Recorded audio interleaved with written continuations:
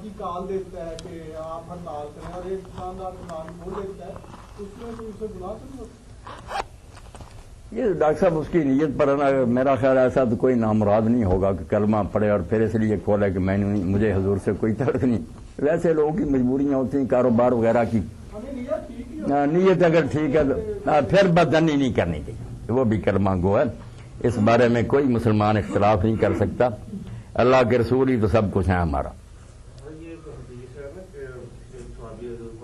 صلی اللہ علیہ وسلم. میں اپنی دعاؤں میں سے کچھ حصہ آپ کے لیے ضرور کرتا ہوں، کچھ دوسری دعائیں تو آپ صلی اللہ علیہ وسلم آیا کہ اور بڑھا دوں تو زیادہ بہتر.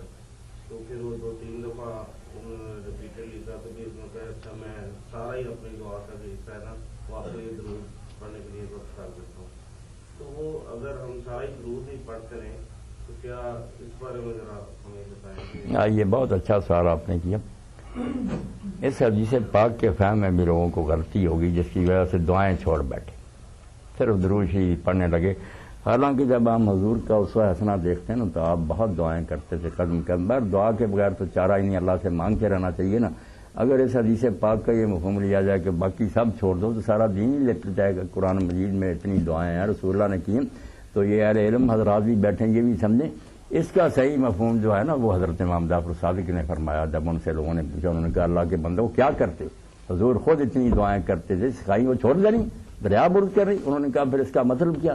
انہوں نے کہا مطلب یہ تھا کہ ایک تو ہے کہ میں نے صرف ایک مرتبہ درود شریف پڑھا پھر دعائیں کرتا چلا گیا. ایک یہ ہے کہ درود شریف پڑھا پھر کچھ دعائیں کی پھر درمیان میں درود شریف پڑھا، یہ 2 بار ہو گیا.